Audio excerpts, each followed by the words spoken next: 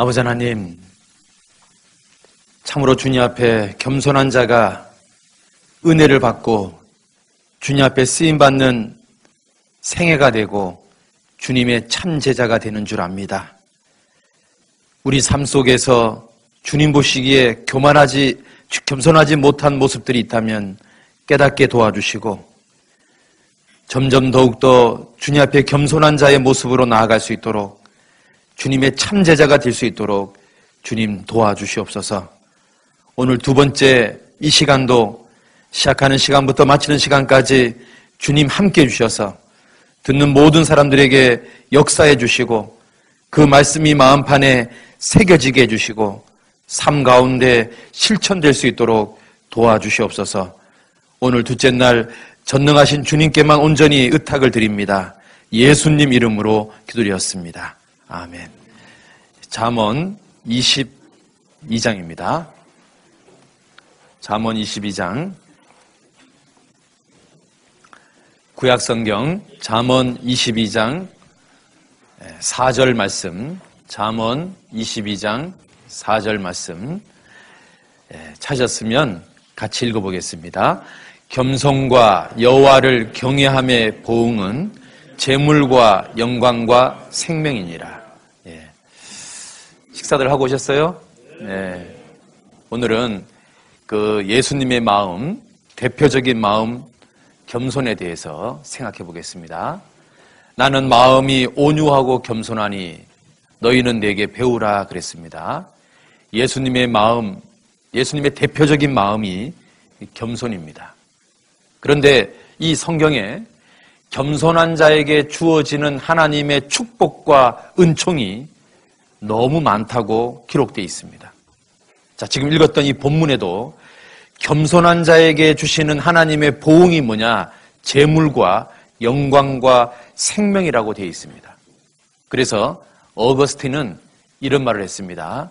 겸손은 하나님의 축복을 담는 그릇이다. 하나님께서 각 사람에게 축복을 주시고 싶은데 어떤 사람에게 축복을 주냐면 그릇을 준비한 사람에게 축복을 주시는 겁니다. 그런데 그릇이 준비되지 않은 사람에게는 주님이 축복을 줄 수가 없어요. 하나님께 은총을 받을 수 있는 그릇이 뭐냐면 겸손한 겁니다.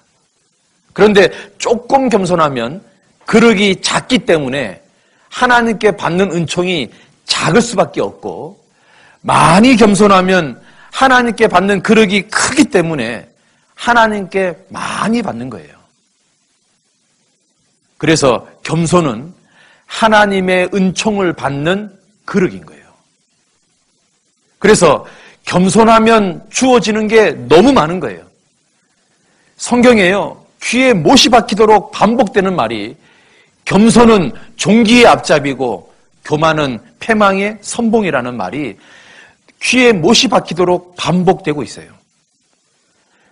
그러니까 성공적인 신앙생활을 하려면 겸손한 자가 성공하는 거고, 신앙생활을 실패하고 싶다면 교만하면 실패하는 거예요. 그렇죠? 자, 제가요, 이 수건을 땅에 손을 이게 딱 놓으면은 이게 공중에 떠 있을까요? 떨어질까요? 해볼까요? 안 해봐도 알까요? 그러다 해봅시다. 네, 떨어집니다. 이거 보고 우리 뭐라 그럽니까? 만류인력의 법칙이라 그럽니다. 그러면 너무 똑똑하신 여러분에게 물어보겠습니다. 2000년 전에도 이거 놓으면 떨어졌을까요? 공중에 떠 있었을까요? 떨어졌습니다. 1000년 전에도 어땠을까요? 떨어졌습니다. 100년 전에 어땠을까요? 떨어졌습니다. 지금 어떨까요? 떨어집니다. 진짜 어려운 문제입니다. 1년 후엔 어떨까요? 떨어집니다. 100년 후엔 어떨까요? 1000년 후엔 어떨까요? 그러면 만류인력의 법칙은 수천 년 전부터 지금까지 한 번도 변한 적이 없습니다. 맞죠? 앞으로도 변하지 않을 겁니다. 이거보다 더 명백한 법칙이 뭔지 아세요? 겸손하면 신앙생활을 성공할 수 있다는 거예요. 교만하면 신앙이 실패한다는 거예요. 만류인력 법칙보다 더 분명하고 확실한 법칙이 뭐냐? 겸손한 자가 성공하는 거고 교만한 자가 실패하는 거예요. 그래서 겸손은 하나님의 축복을 담는 그릇인 거예요. 여러분, 주변에 쇠가 있는데 거기에 자석을 갖다 딱 갖고 가면 어떻게 될까요? 쇠가 어떻게 돼요? 자석으로 쫙 몰려옵니다. 그렇죠? 마치 겸손은 하나님의 은총을 끌어당기는 자석하고 같아요. 겸손한 사람이 딱 있잖아요? 그러면 하나님께서 그 사람에게 모든 종류의 은총을 갖다 부어주시는 거예요. 그게 영적이든 육적이든. 그래서 잠언은 재물과 영광과 생명이니라. 이 땅에서 재물도 받고요. 하나님 앞에 왔을 때 영광도 받고요. 더 나아가서는 여러분 건강 중요하잖아요. 웰빙도 되는 거예요. 겸손한 사람이 오래 살아요. 그거 아십니까? 그러니까 이 겸손은 모든 축복을 받을 수 있는 통로가 되는 거예요. 우리가요, 겸손한 것보다 더 중요한 게 없는 거예요. 맞죠? 시편 한번 봅시다. 시편 17절입니다. 또 같이 한번 읽어봅시다. 여호와여, 주는 겸손한 자의 소원을 들으셨으니 저희 마음을 예비하시며 귀를 기울여 들으시고. 하나님은 누구의 소원을 들어주십니까? 겸손한 자의 소원을 들어주십니다. 여러분, 각 사람 소원 있습니까? 소원 있어요? 예? 여러분 소원이 뭐예요? 소원이 뭐예요? 로또 번호? 예? 새 장가 가는 거? 어떤 할아버지가요, 할아버지 소원이 뭐예요? 그랬더니 귓속말로 해야 되는데 그 얘기해봐요. 그랬더니 30살 연하 여자하고 사는 거 그랬대요. 그랬더니 갑자기 70 먹은 할아버지가요 100살이 딱 된 거예요. 근데 문제는 그 다음이에요. 그 다음 날 죽었어요. 그걸 소원이라고 말해요? 정말 있잖아요. 구원받은 사람에게 소원이 있다면 그 소원은 구원받지 않은 우리 가족들 다 구원받는 거 아니에요? 그리고도 소원이 있다면 정말 주님 앞에 쓰임받는 인생을 살다가 죽는 거, 그거 아니에요? 하나님이 누구의 소원을 들어주신다고요? 겸손한 자의 소원을 들어주셔요. 우리가요, 왜 겸손해야 됩니까? 겸손하면 받을 수 있는 것이 너무 많으니까 겸손해야만 되는 거예요. 하나님께서요, 누구에게 모든 은혜를 내려주시냐면 겸손한 자에게 모든 은혜를 내려주셔요. 야고보서 4장 6절입니다. 야고보서 4장 6절입니다. 야고보서 4장 6절 똑같이 읽어봅시다. 그러나 더욱 큰 은혜를 주시나니 그러므로 이뤘을때 하나님은 교만한 자를 물리치시고 겸손한 자에게 은혜를 주신다 하였느니라. 하나님이 누구에게 은혜를 주십니까? 겸손한 자가.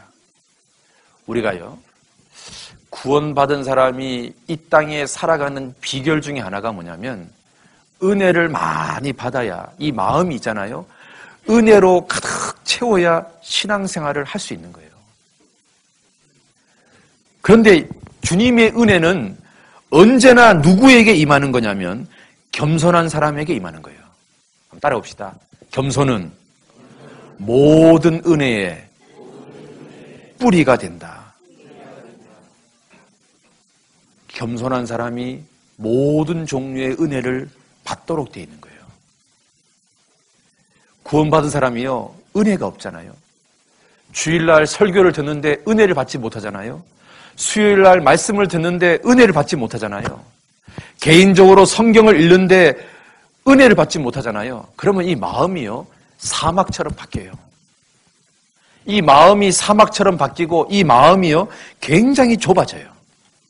그러면 사소한 것 때문에 짜증이 나고요, 사소한 것 때문에 열받게 되고요, 그리고 평강이 깨지도록 되어 있는 거예요. 그런데 이 마음에 은혜가 쫙 채워지잖아요. 그러면 환경을 초월할 수 있는 마음이 생기는 거예요. 그런데 그 은혜의 뿌리가 겸손한 자에게 주어지는 거예요. 하나님은 겸손한 자에게 은혜를 주셔요. 그리고 하나님은 겸손한 자를 존귀히 사용해요. 구원받은 사람 마음속에 아마 누구든지 이 마음속에 뜨겁게 타오르는 소망 중에 하나가 뭐냐면 정말 주님 앞에 쓰임받다가 죽는 거, 그거 아닙니까? 저는 구원받고 나서요, 신앙생활 하다 보니까 그때 제 가치관으로는 주님 앞에 가장 쓰임받는 게 뭘까 생각해 보니까요, 이뤄진 영혼들을 건지는 거, 그거보다 더 귀한 게 없다는 생각이 들더라고요. 그래서 저도 모르게 있잖아요. 하나님, 저 이뤄진 영혼들 건지는 일에 제가 쓰여졌으면 좋겠습니다 라고 기도하게 됐다니까요. 그러다가 교회에서 상담인을 해보라고 딱 그러는데요, 얼마나 기뻤는지 몰라요. 왜냐하면 제가 그 당시 제 마음의 가장 큰 가치관이 내가 100억을 버는 것보다도 1000억을 버는 것보다도 세상에 많은 일을 하는 것보다도 이뤄진 영혼 한 사람을 건지는 것보다 더 귀한 것이 없다고 생각이 들었거든요. 아마 구원받은 사람, 모든 사람 마음속에 아마 저와 똑같은 마음을 가지고 있을 거예요. 구원받은 사람이라면 누구든지 정말 짧은 인생 한 번 하나님께 귀하게 쓰임받다가 주님 앞에 가는 거, 그게 소원 아니에요? 그런데 하나님은 어떤 인생을 존귀히 사용하는 줄 아세요? 겸손한 사람을 존귀히 사용해요. 잠언 15장입니다. 잠언 15장 33절입니다. 같이 읽어볼까요? 여호와를 경외하는 것은 지혜의 훈계라. 겸손은 존귀의 앞잡이니라. 겸손은 뭐라고요? 존귀의 앞잡이니라. 사실 있잖아요. 신앙생활을 실패하는 사람들이요, 약하기 때문에 실패하는 사람은 아무도 없어요. 오히려 있잖아요, 너무 강하기 때문에 실패해요. 신앙생활에서 무너지는 사람 중에서요, 학식이 모자라서 신앙생활에서 실패하는 사람 없어요. 오히려 너무 많은 학식을 가지고 있기 때문에 신앙생활에서 실패하는 사람은 많아요. 신앙생활에 실패하는 사람 중에 있잖아요, 꾀가 부족해서 실패하는 사람은 없어요. 오히려 꾀가 너무 많아서 실패하는 사람들이 있어요. 강해서 실패하지 않아요. 오히려 강하기 때문에 실패해요. 약해서 실패하지 않아요. 오히려 약하기 때문에 신앙생활을 더 잘하게 돼요. 그래서요, 삼손처럼 강한 사람은 신앙에서 실패할 수 있습니다. 그런데 모세처럼 겸손하고 온유한 사람은 신앙에서 실패하지 않아요. 정말로 신앙에서 실패하지 않는 사람, 정말로 신앙에서 존귀히 쓰임받는 삶이 누구냐? 겸손한 사람이 쓰임받아요.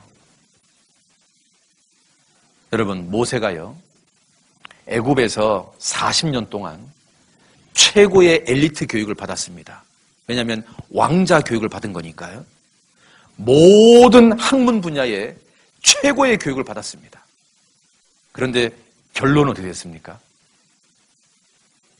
모세가요, 기껏해야 자기 동족을 죽인 애굽 사람을 죽이는 살인밖에 하지 않았습니다. 아무것도 아닌 거예요. 그런데 광야에서 40년 동안 훈련되고 거기서 낮아진 모세는 200만 명이나 되는 유대인들을 이끄는 지도자가 된 거예요. 그렇잖아요. 하나님은 모든 학문 분야를 갖췄지만 교만한 모세보다 비록 아무것도 없지만 겸손한 모세가 더 쓰이기에 용이한 사람인 거예요. 모든 학문 분야에 도통하고 말 잘하는 모세가 중요한 게 아니라 비록 말은 못할지라도 주님 앞에 겸손한 사람, 주님은 그런 모세가 필요한 거예요. 하나님은 그런 사람을 쓰시는 거예요.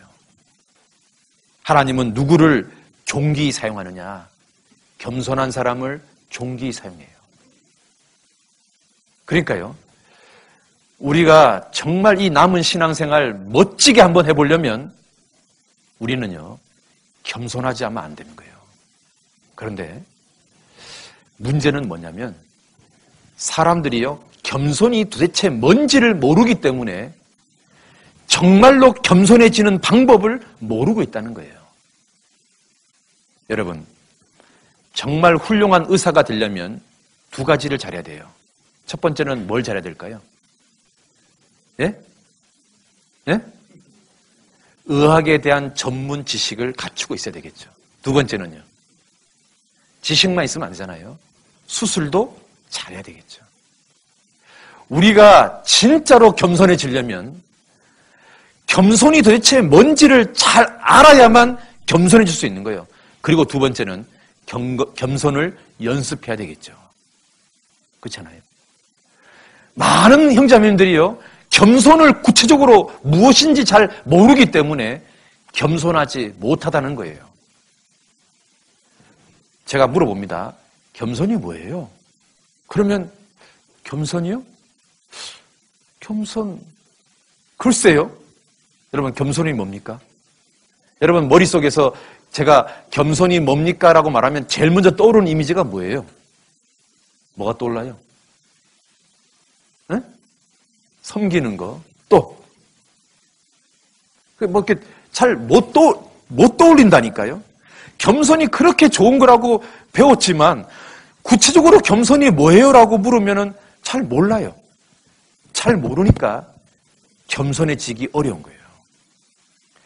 겸손에 대해서 잘 알 수만 있다면 정말로 겸손해지겠죠. 그래서 겸손이 구체적으로 뭘까?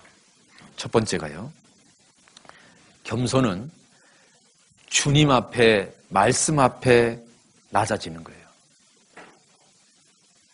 우리가 최고로 겸손해야 될 대상은 주님 앞에 겸손해야 되는 거예요. 맞죠? 미가서 보겠습니다. 구약성경 미가서. 미가서 6장입니다. 구약성경 1295페이지입니다. 구약성경 1295페이지 미가서 6장 8절입니다. 같이 한번 읽어보겠습니다. 사람아, 주께서 선한 것이 무엇임을 내게 보이셨나니 여호와께서 내게 구하시는 것이 오직 공의를 행하며 인자를 사랑하며 겸손히 내 하나님과 함께 행하는 것이 아니냐. 여호와께서 네게 구하시는 것이 뭐냐? 겸손히 내 하나님 앞에서 행하는 것이 아니냐. 하나님께서 우주 만물을 창조하신 창조주가 피조물에게 요구하시는 게 뭐냐면 너 내 앞에서 겸손해라, 그 말이에요. 여러분, 어쩌면 이게 당연한 말 아닙니까? 피조물이 창조주 앞에 겸손해야 되는 게 너무 당연한 거 아닙니까? 여러분, 하나님 앞에서 겸손한 게 뭘까요? 하나님을 두려워할 줄 아는 거예요. 그렇잖아요. 하나님 앞에서 정말 하나님이 내 모든 삶을 지켜본다는 생각을 가지고 사는 것, 그게 하나님 앞에서 겸손한 거 아닙니까? 하나님이 내 속마음도 늘 보시고 내 행동도 늘 보시고 내 입의 말도 늘 보시는 그 하나님 앞에서 내가 두려워 떨 줄 아는 거, 조심할 줄 아는 거, 그게 하나님 앞에서 겸손한 거 아니에요? 여러분, 신앙생활 하면서 하나님께서 내 모든 것을 지금 지켜보고 있다, 나는 지금 하나님 앞에 있다, 그런 마음으로 살고 있습니까? 초대교회 그리스도인들은 그런 생각을 굉장히 많이 가지고 살았어요. 그런데 점점 그런 생각이 식어지고 있는 거예요. 하나님 앞에서라는 생각을 안 하고 사는 거예요. 내가 지금 눈 떠서 잘 때까지 내 모든 삶은 하나님 앞에서 신앙생활하는 거다. 그 생각이 하나님 앞에서 겸손한 거예요. 그렇잖아요. 그리고 하나님 앞에서 겸손한 것은 자기를 굴복시키는 거예요. 굴복. 자기 고집, 자기 욕심, 자기 야망, 자기 꿈, 그것이 하나님 말씀에 맞지 않으면 자기 꿈과 야망과 욕심을 굴복시키는 것, 그게 하나님 앞에서 겸손한 거예요. 자기를 부인할 줄 아는 것, 그게 하나님 앞에서 겸손한 거예요. 그 다음에요, 말씀 앞에서 겸손한 거예요. 여러분, 말씀 앞에서 겸손한다는 말이 뭐냐면, 말씀이 내 양심을 찌를 때 그 찌르는 말씀 앞에 회개할 줄 아는 거예요. 요시야 왕이요, 구약 성경에 아마 신명기쯤 되는 것 같아요. 신명기를 우연히 발견했어요. 그래서 제사장이 앞에서 그 신명기 말씀을 읽으라고 하니까 그 요시야 왕 앞에서 이제 새로 발견한 하나님의 말씀을 쭉 읽는데, 요시야가요, 그 말씀을 듣는 태도가 놀라워요. 그 말씀이 자기 양심을 찌르고, 그 말씀이 자기 민족 앞에서 잘못된 것을 쫙 찌르고 있으니까요, 왕이 모든 신하가 보는 앞에서요, 자기 옷을 찢는 거예요. 하나님이 그것을 딱 본 거예요. 그리고 뭐라고 말하냐면, 요시야, 네가 내 앞에서, 말씀 앞에서 떨 줄 알았기 때문에 내가 너를 도와주겠다. 여러분, 그게 말씀 앞에서 겸손한 거예요. 열왕기하 22장 봅시다. 열왕기하 22장.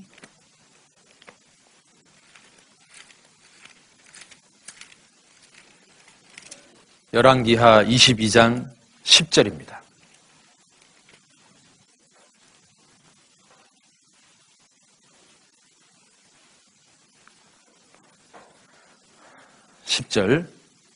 또 왕에게 고하여 가라되 제사장 hil기야가 내게 책을 주더이다 하고 왕 앞에서 읽음에 11절 가시겠습니다. 왕이 율법책의 말을 듣자 곧 그 옷을 찢으니라. 왜 찢었을까요? 그 말씀이 자기 양심을 찌르는 거예요. 주님이 찌르는 그 말씀 앞에 회개하고 있는 거예요. 자기를 지금 통회하고 있는 거예요. 그러니까 주님이요, 이런 모습을 딱 보고 있으니까 그 요시야의 그 모습이 너무 이쁜 거예요. 그래서 19절에 이렇게 말합니다. 19절 또 다시 봅시다. 내가 이곳과 그 거민에게 대하여 빈터가 되고 저주가 되리라 한 말을 내게 듣고 마음이 연하여 여호와 앞 곧 내 앞에서 겸비하여 옷을 찢고 통곡하였으므로 나도 네 말을 들었노라. 여호와가 말하였느니라.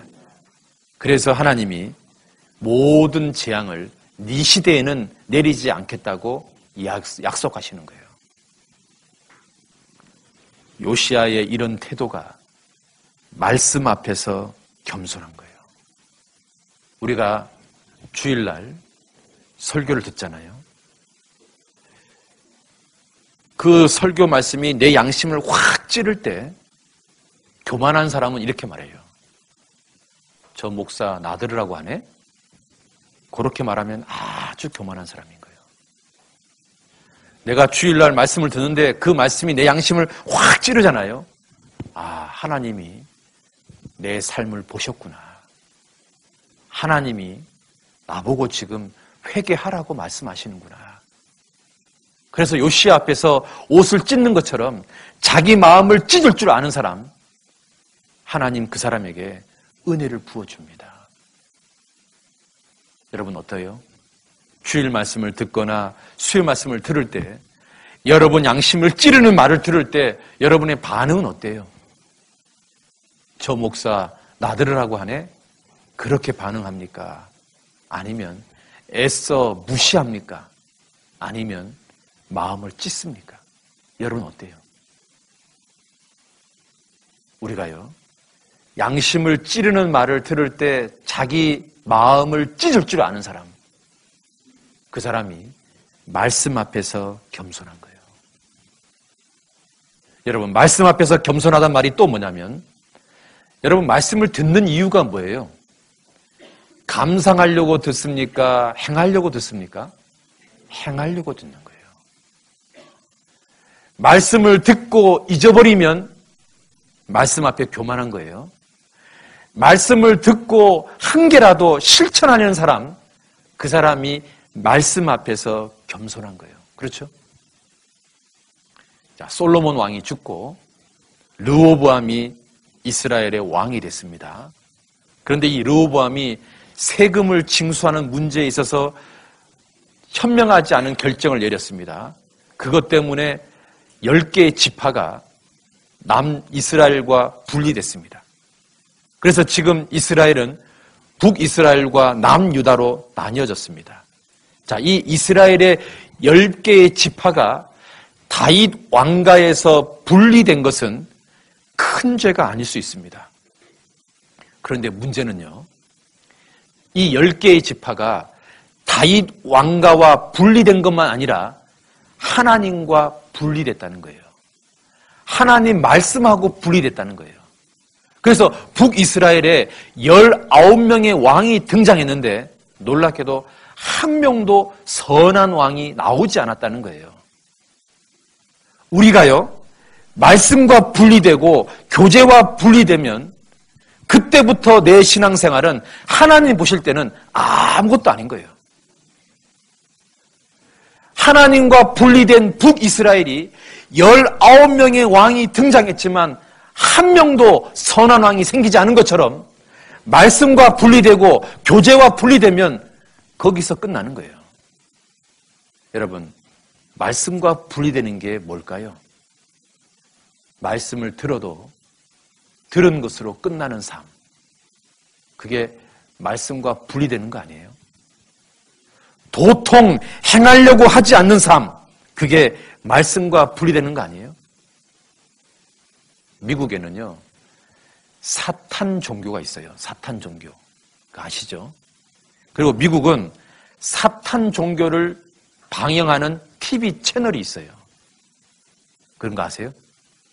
그런데 하루는요, 그 미국의 목사가 사탄 종교 채널을 딱 봤어요.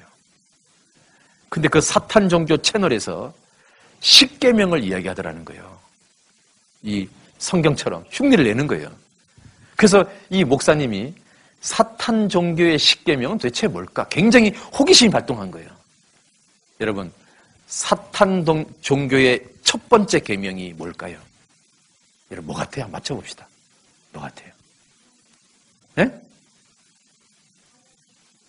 뭐라고? 놀랍게도요, 사탄 종교의 첫 번째 계명이 네 마음대로 해라. 그게 사탄 종교의 첫 번째 계명이에요. 하나님 말씀에 순종하라, 완전히 반대죠.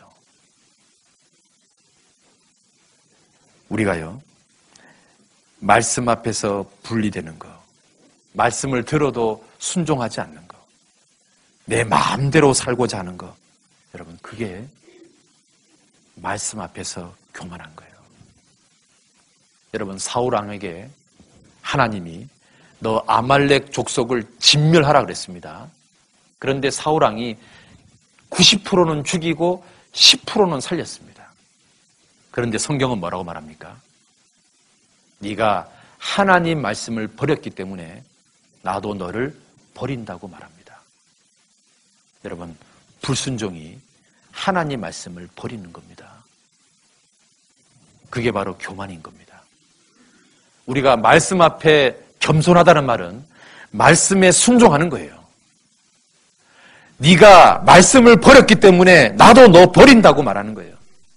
여러분이 삶 가운데서 하나님 말씀을 버린다면, 양심을 찌르는 그 말씀을 계속해서 버린다면 여러분은 말씀 앞에 교만한 거예요. 그것이 계속 반복된다면 하나님도 여러분을 버릴 수 있다는 거 아세요? 여러분이 말씀 앞에 겸손한 것은 말씀에 순종하는 거예요. 그래서 사울왕에 이렇게 말하는 거예요. 네가 하나님 말씀을 버렸기 때문에 나도 너를 버린다, 이렇게 말하는 거예요. 우리가 말씀 앞에 겸손해야 되는 거예요. 자, 두 번째, 겸손한 게 뭐냐? 나의 나된 것이 주님의 은혜라고 생각할 줄 아는 거, 그게 겸손이에요. 따라합시다. 나의 나된 것이 주님의 은혜라고 생각하는 거, 그게 뭐라고요? 겸손이에요. 고린도전서 15장입니다. 고린도전서 15장. 고린도전서 15장 10절입니다.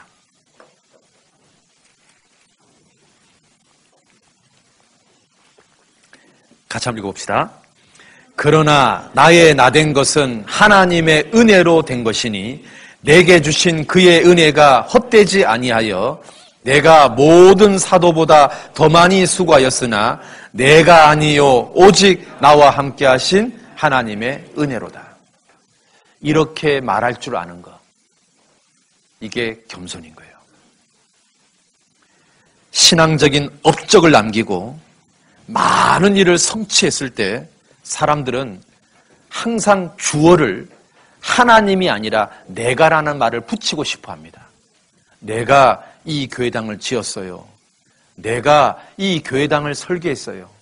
내가 이렇게 디자인했어요. 우리는 항상 어떤 신앙적인 업적을 이야기할 때 주어가 하나님이 돼야 되는데 주어가 내가 되는 경우가 굉장히 많아요. 그게 교만인가 아세요? 신앙적인 업적을 이야기할 때 항상 주어를 하나님으로 세우는 사람, 그게 겸손한 거예요. 하나님이 우리에게 교회당을 주셨어요. 하나님이 우리 교회당을 세우셨어요. 하나님께서 이렇게 디자인하셨어요. 하나님을 앞세울 줄 아는 거, 그게 겸손인 거예요. 그 세탁소에 옷걸이가 이렇게 있을 거 아니에요. 그런데 신참 옷걸이가 고참 옷걸이한테 물었어요. 어떻게 하면은 이 세탁소에서 오래 살아남아요? 그랬더니 고참 옷걸이가 이렇게 말하더랍니다. 내 말 잘 들어라. 졸지 말고. 너 앞으로 네 옷걸이에 장군 옷도 걸릴 거다. 재벌 회장 옷도 걸릴 거다.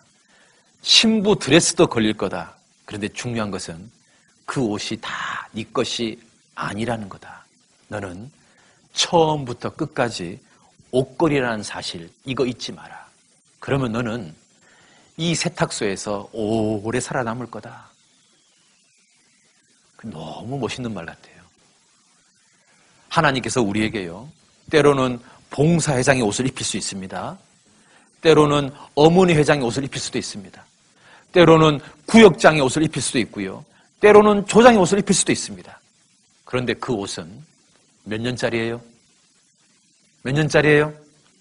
1년짜리인 겁니다.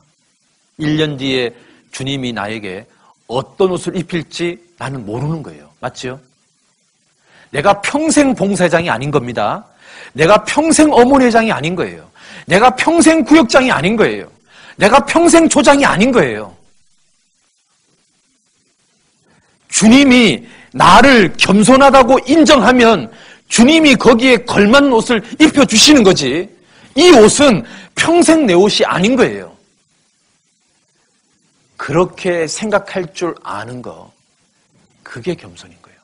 나의 나된 것이 내가 잘난 것이 아니라 하나님의 은혜라고 생각할 줄 아는 거, 여러분, 그게 겸손인 거예요.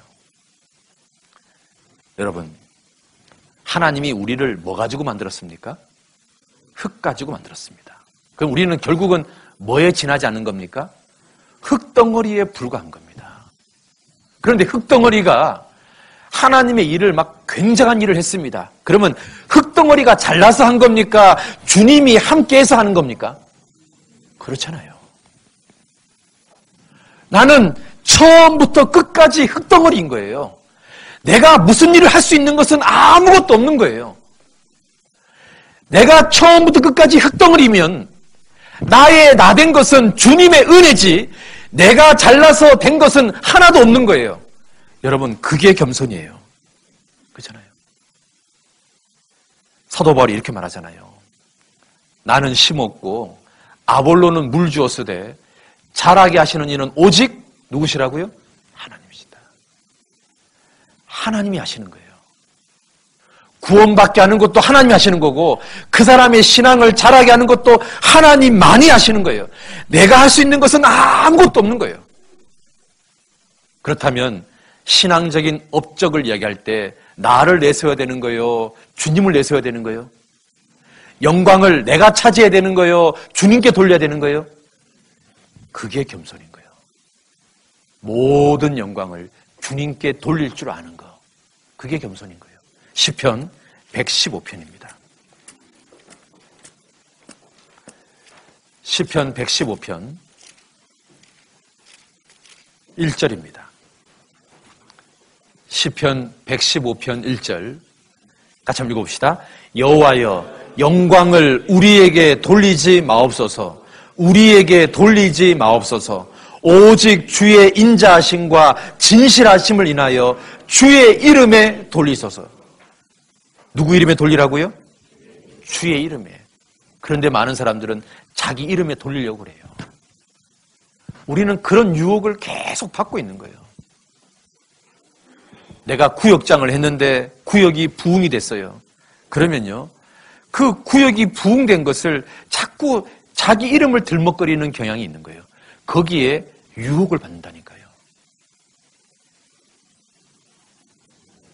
모든 영광을 주의 이름에 돌리소서. 여러분 가만히 한번 보세요. 큰 새는요 노래를 부르지 못해요. 독수리가 노래 부르는 거 봤어요? 여러분 노래 부르는 새는 큰 새예요? 작은 새예요? 정말 작은 새만 노래를 불러요. 큰 새는요 지가 너무 잘났기 때문에 하나님께 찬양할 줄 몰라요. 그런데 작은 새는 자기가 너무 보잘것없기 때문에 그래도 살아남는 것이 너무 감사해서 작은 새는 하나님께 늘 찬양을 해요. 그렇죠? 큰 새는 찬양하지 않아요. 작은 새가 찬양해요. 누가 하나님께 영광을 돌리며 사는 줄 아세요? 자기를 작게 여기는 사람. 나의 나된 것은 하나님의 은혜라고 고백할 줄 아는 사람. 그 사람이 하나님께 찬양을 돌리고 하나님께 영광을 돌려요. 그렇잖아요? 그게 겸손이에요.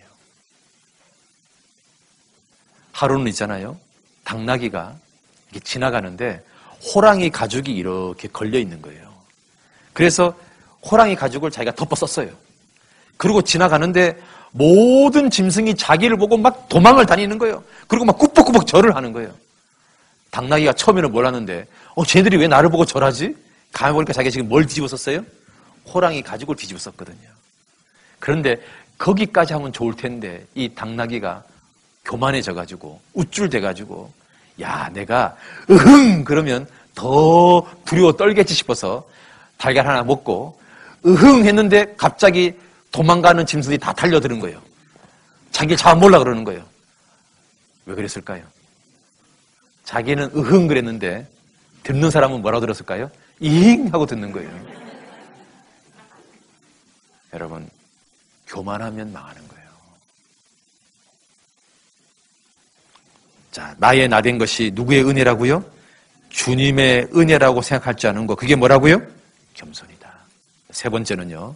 따라 봅시다. 겸손은 자기를 낮추는 거다. 여러분 영어로요. 겸손이 모디스티인데요. 이 모디스티란 뜻이 자기를 낮추는 거 이런 겁니다. 겸손은 다른 사람 앞에서 자기를 낮추는 거. 그게 겸손이에요. 어린아이처럼 자기를 낮추는 거. 그게 겸손이에요.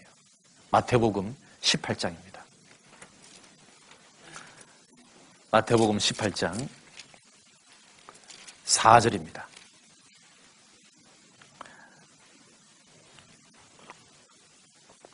같이 읽어볼까요? 그러므로 누구든지 이 어린아이와 같이 자기를 낮추는 그이가 천국에서 큰 자니라. 어린아이처럼 자기를 낮추는 사람, 그 사람이 큰 자가 되는 거다. 그게 겸손이다. 자기를 낮추는 것, 그게 겸손이다. 여러분, 하나님 앞에서 귀하게 쓰임받은 사람들의 공통점이 뭐냐면 자기를 낮췄다는 거예요. 여러분, 기드온이라는 사사는 사사시대 때 가장 귀하게 쓰인 사람 중에 한 사람이에요. 그런데 왜 하나님이 기드온을 썼냐면 기드온이 자기를 낮췄거든요.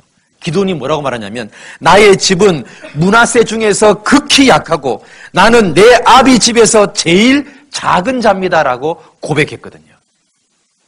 므낫세가 자기를 가장 낮췄기 때문에 하나님이 기드온이 자기를 가장 낮췄기 때문에 하나님이 기드온을 쓰는 거예요. 솔로몬이 뭐라고 말하냐면 종은 작은 아이입니다. 출입할 줄 모릅니다. 라고 고백했기 때문에 주님이 솔로몬을 쓰는 거예요. 에레미야는요, 나는 아이라, 나는 말할 줄을 알지 못합니다. 라고 고백했기 때문에 하나님이요, 예레미야를 쓰는 거예요. 사도 바울은 나는 모든 사도 중에서 제일 작은 자입니다. 나는 모든 성도 중에서 제일 작은 자입니다. 나는 모든 죄인 중에서 가장 큰 죄인입니다. 사도 바울은 인간이 내려갈 수 있는 가장 낮은 위치까지 내려간 거예요. 그래서 하나님이요, 인간 중에서 가장 위대하게 만든 게 누구냐면 사도 바울이에요. 겸손은 자기를 낮추는 거예요. 여러분, 하루는요, 한나가 자식이 생기지 않으니까 하나님 앞에 와서 막 울면서 기도를 했어요. 그런데 엘리라는 제사장이 이 한나가 막 울면서 기도하는 것을 보고 술 먹고 술주정하는 줄 알았던 거예요. 그래서 하나님이 이 한나한테 너 왜 술 먹고 있냐? 그러는 거예요. 만약 여러분이 그랬다면 어땠을까요? 네? 뚜껑 열릴까 안 열릴까요? 나는 지금 너무 슬퍼서 울면서 기도하고 있는데 기껏해야 제사장이 와가지고 너 왜 술 처먹었냐? 그러는데 얼마나 열받겠어요? 아마 여러분 같으면 내 이런 목사 있는 교회 내 나오나 봐라 그랬을 거예요. 아마 당장 교회를 바꿨든지 아니면 목사 욕하고 다니든지 둘 중에 하나일 거 아니에요? 그런데 겸손한 한나는 그 사람이 자기를 오해했을지라도 뚜껑 열리지 않는 거예요. 제사장님, 나는 마음이 슬픈 여자입니다. 내가 지금 주님께 내 형편을 지금 기도하고 있는 중입니다. 한나가 그렇게 겸손하니까요, 한나가 자식이 생기는 거예요. 우리는 어떤 상황에서 내 상황을 알지 못하는 어떤 오해된 말을 할 때 그럴 수 있잖아요. 여러분, 구역장이나 조장이 또는 전도인이 여러분의 상황을 잘 알지 못하고 여러분 마음에 상처가 되는 말을 할 수 있잖아요. 그러면 여러분들 대부분 어떻게 반응합니까? 화부터 낼 겁니다. 그런데 한나는 그런 상황임에도 불구하고 자기 마음을 낮추고 있다는 거예요. 얼마나 기가 막힌 겁니까? 자기는 지금 자식이 없어서 눈물로 기도하고 있는데 제사장이 와서 하는 말이 너 술 먹었냐? 너 술 취했냐? 얼마나 기가 막힌 말이에요. 근데 그 말 앞에 한나는 조금도 요동치지 않는 거예요. 자기를 낮추는 거, 그게 겸손인 거예요. 그래서요, 자기를 낮추는 것이 뭐냐? 자기 자신이 아무것도 아니라고 생각하는 것, 그게 자기를 낮추는 거예요. 그래서 이 겸손이 영어로 말하면 험블인데요. 험블이란 뜻이 뭐냐면 비천한, 시시한, 변변찮은, 작은 그런 뜻을 가지고 있는 거예요. 그래서 영어 성경에 보면 겸손이라는 단어를 험불이라고 번역되어 있다니까요. 험불, 비천한, 변변찮은, 작은. 그게 겸손인 거예요. 자기를 비천하다고 생각하는 거, 자기를 변변찮은 사람이라고 생각하는 거, 자기를 별 볼 일 없는 사람이라고 생각하는 거, 자기가 별거 아니라고 생각하는 거, 그게 겸손인 거예요. 여러분, 그게요, 신앙생활 제일 잘할 수 있는 비결인 거예요. 그래서요, 여러분, 외모가 못생겼다고 낙심하지 마세요. 그게 나를 겸손하게 만들어요. 내가 공부를 많이 못했다는 것 때문에 낙심하지 마세요. 그게 나를 겸손하게 만들어요. 내가 재능이 없다고 낙심하지 마세요. 재능이 없는 것 때문에 내가 주님 앞에 겸손해질 수 있어요. 내가 건강이 좋지 않다고 낙심하지 마세요. 건강이 좋지 않기 때문에 주님 앞에 낮아질 수 있어요. 그래서요, 자기를 낮추는 거예요. 자기를 낮추는 것은요, 다른 사람 앞에서 겸손한 거예요. 다른 사람 앞에서 겸손한 것은 피차 복종할 줄 아는 거예요. 에베소서 5장입니다. 에베소서 5장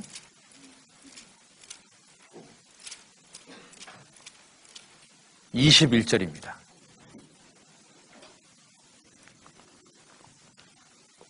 같이 한번 읽어볼까요? 그리스도를 경외함으로 피차 복종하라. 이 복종하란 말이 뭐냐면, 피차 복종하라는 말의 뜻이 이런 뜻인 겁니다. 오해하면 안 됩니다.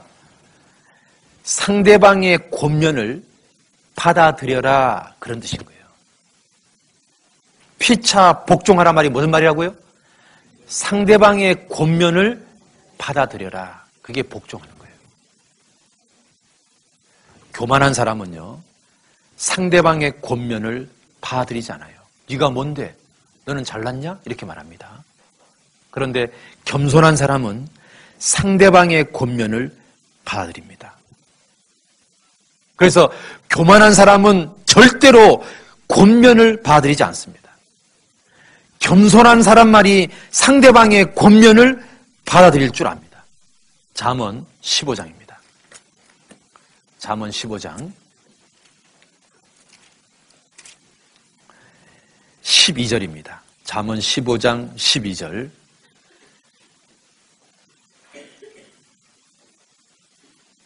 같이 읽어봅시다. 거만한 자는 견책받기를 좋아하지 아니하며 지혜 있는 자에게로 가지도 아니하니라. 거만한 자는 뭘 좋아하지 않는다고요? 견책받기를 좋아하지 않는다. 권면을 받아들이지 않아요. 교만하면.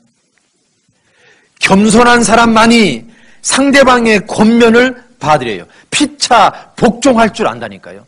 겸손한 사람만이. 잠언 13장 10절입니다. 잠언 13장 10절 같이 봅시다. 교만에서는 다툼만 일어날 뿐이라 권면을 듣는 자는 지혜가 있느니라.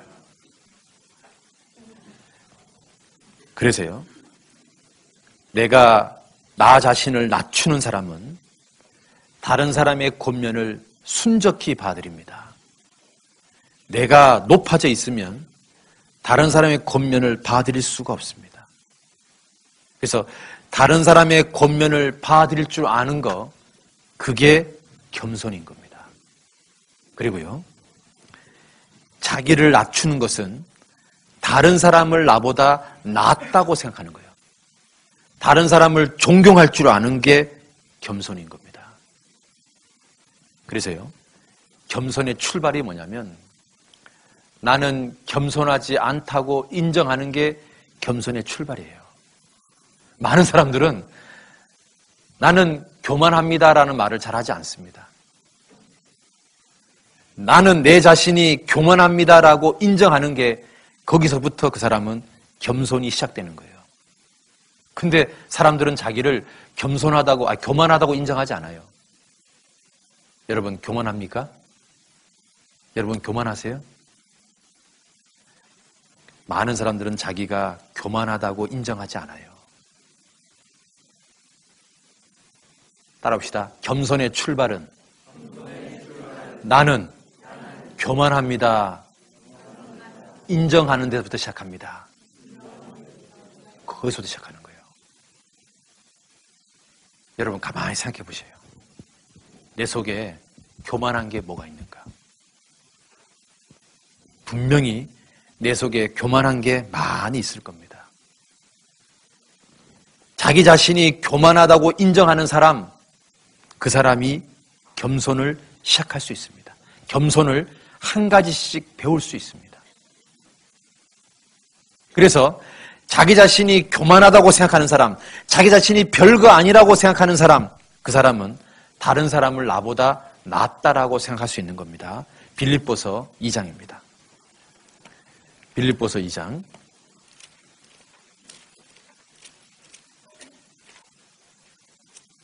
빌립보서 2장 3절 같이 봅시다.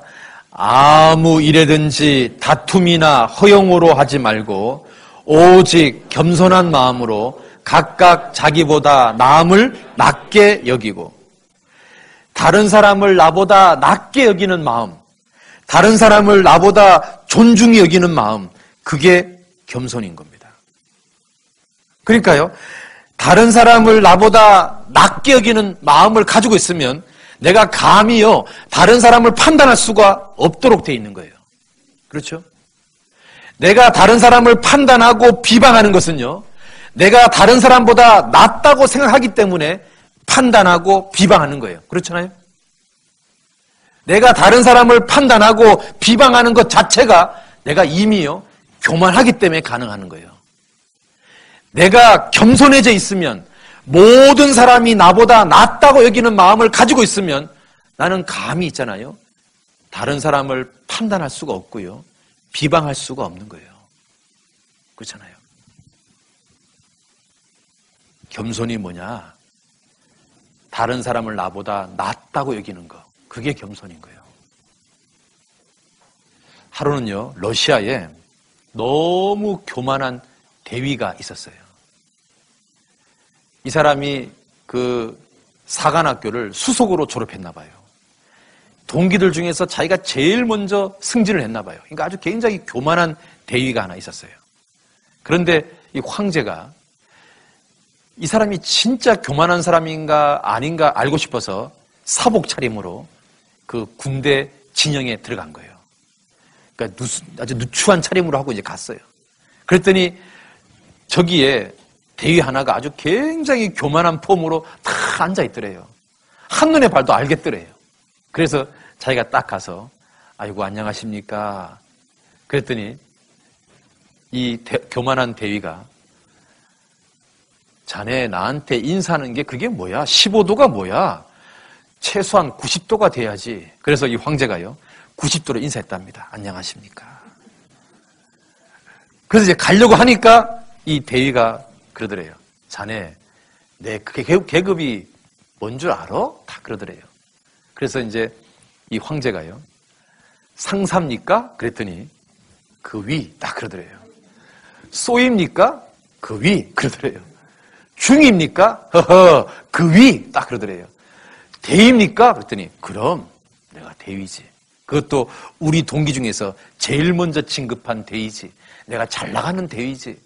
그랬더랍니다. 그래서 이 황제가 예 알겠습니다 하고 가려고 그러니까 이 교만한 대위가 갑자기 묻더랍니다. 그런데 자네는 계급이 뭔가? 그러니까 황제가 한번 맞춰보십시오. 그랬더니 일병인가? 그랬더니 황제가 그 위입니다. 상병인가? 그 위입니다. 병장인가? 그 위입니다. 하상가?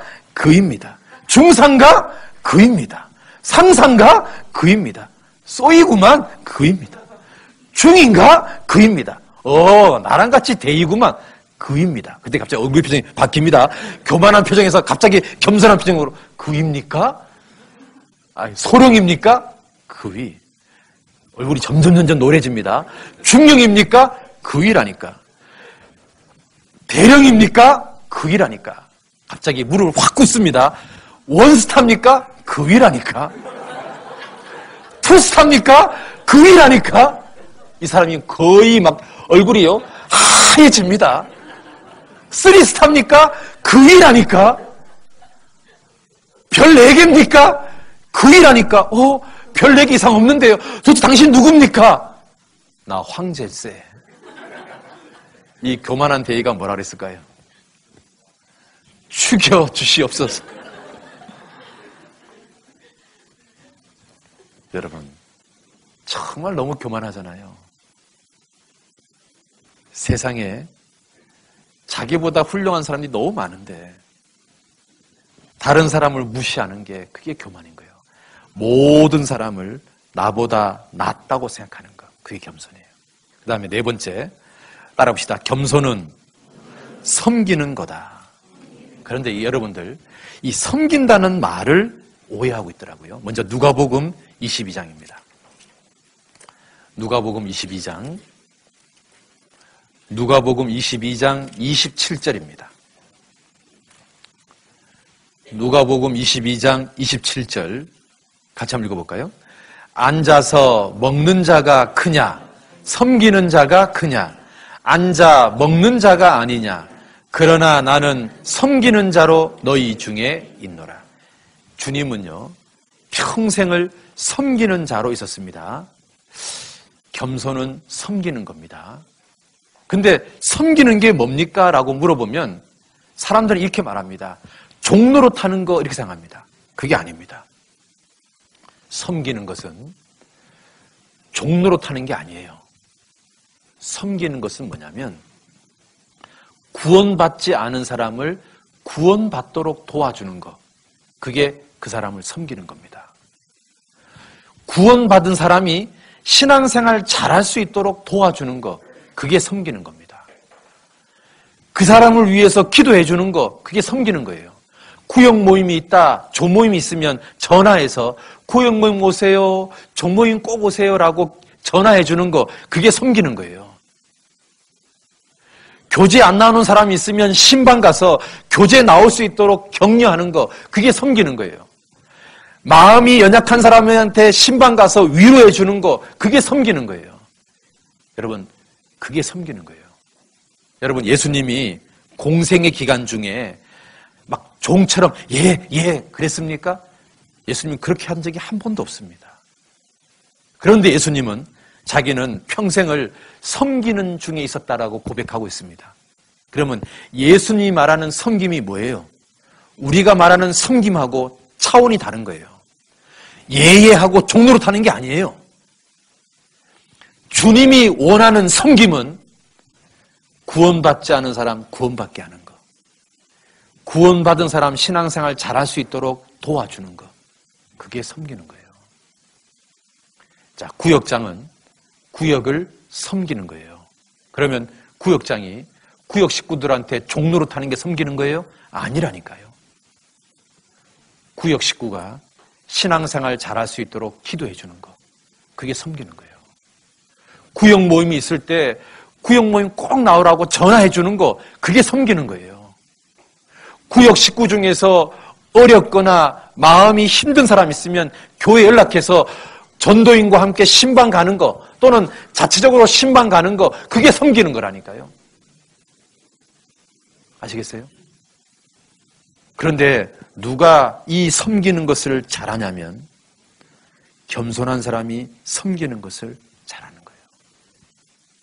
그리고 섬기는 것 두 번째 의미가 뭐냐면 섬기는 것은 상대방의 발을 씻어주는 거예요. 예수님이 살아생전에 제자들의 발을 씻어줬습니다. 그리고 뭐라고 말하냐면 내가 너희에게 본을 보였으니까 너희도 그렇게 하라고 얘기합니다. 그러면 예수님이 제 아들의 발을 씻어준다는 게 뭔지 아세요? 그들의 죄를 용서해 주는 거예요.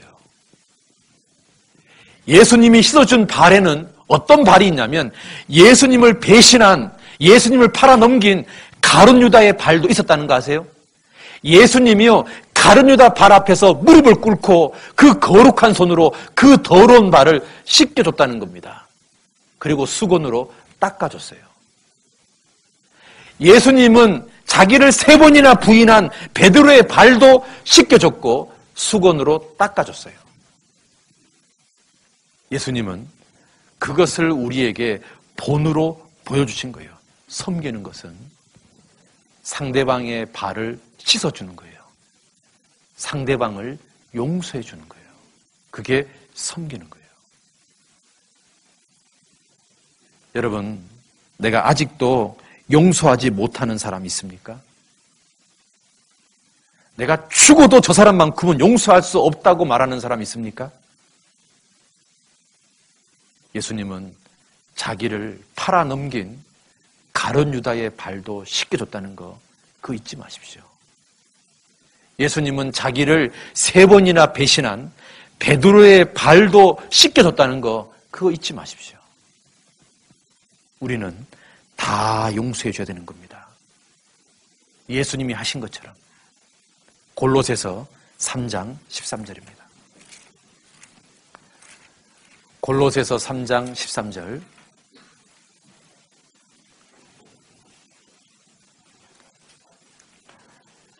같이 한번 읽어봅시다.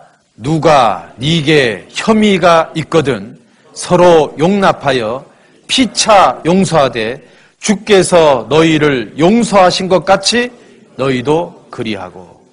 여기 혐의가 뭐냐면 책망받을 만한 실수를 한 것이 혐의입니다. 누가 책망받을 만한 실수를 했을지라도 용납해줘라, 용서해줘라.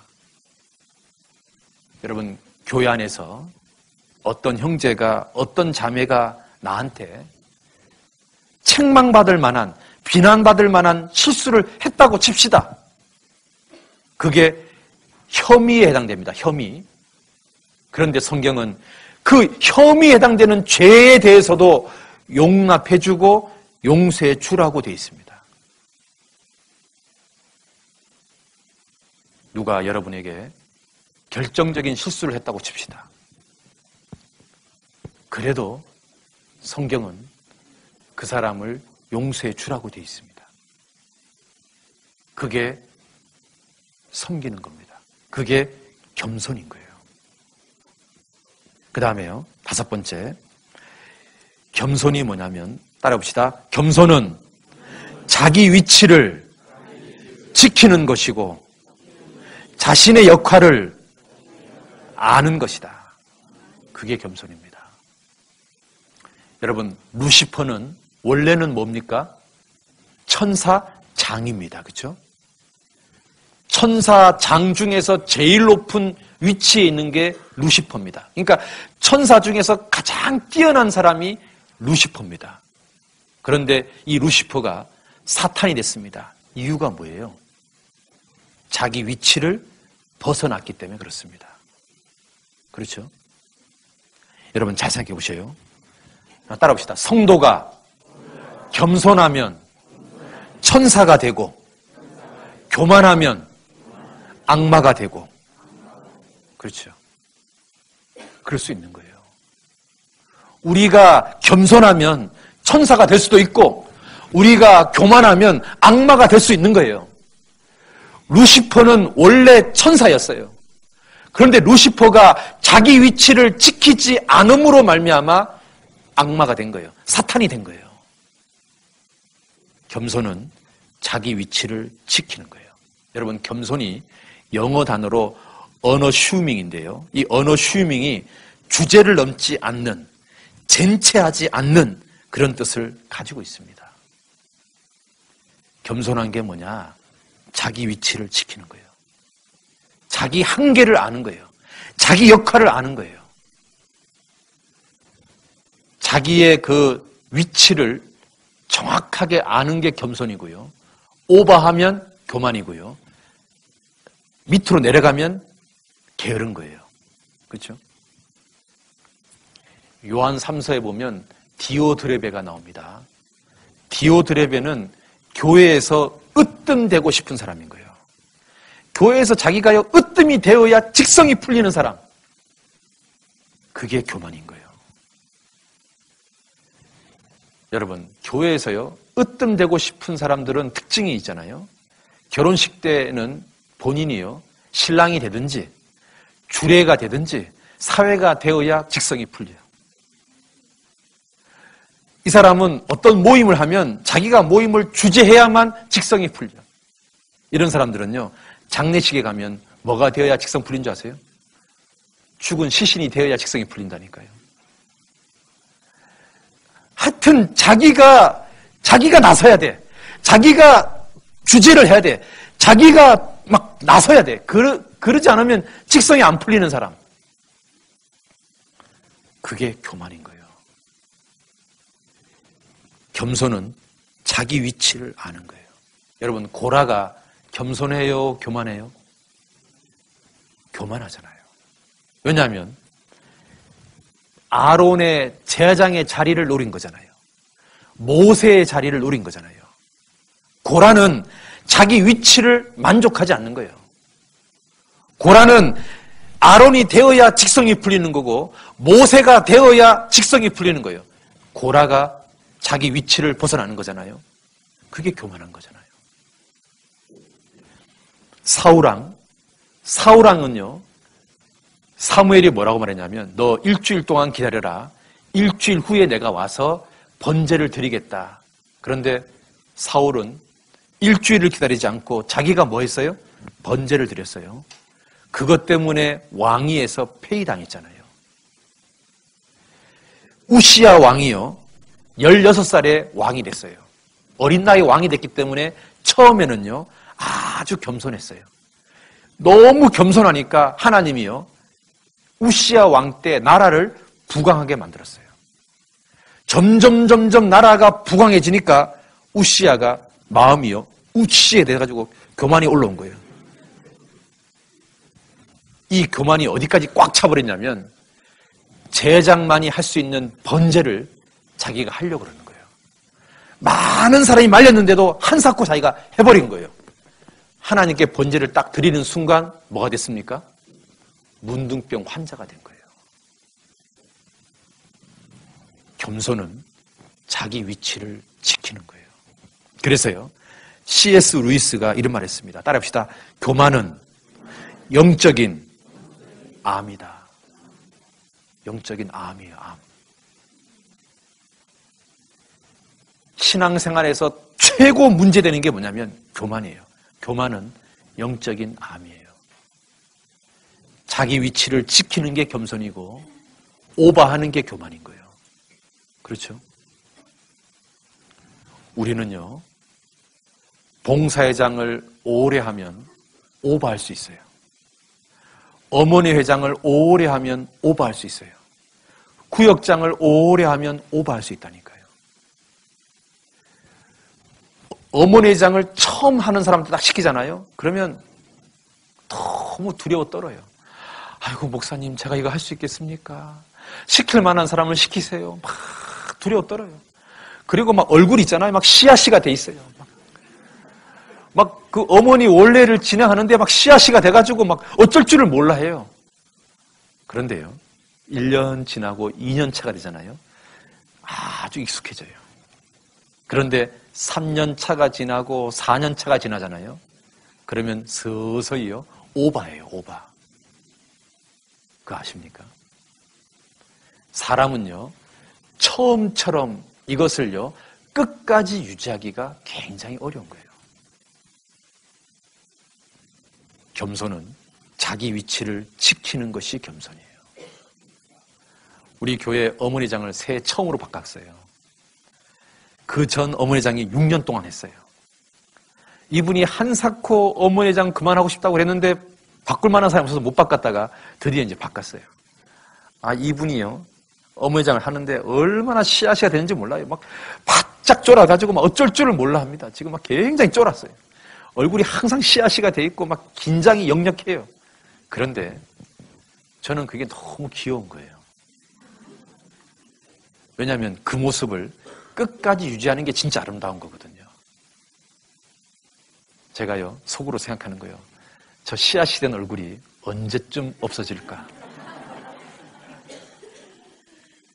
보통 6개월에서 1년이 지나면 없어지거든요. 사실은 하나님이 보실 때는 정말 씨앗이 된 그 얼굴이 더 아름다울 것 같아요.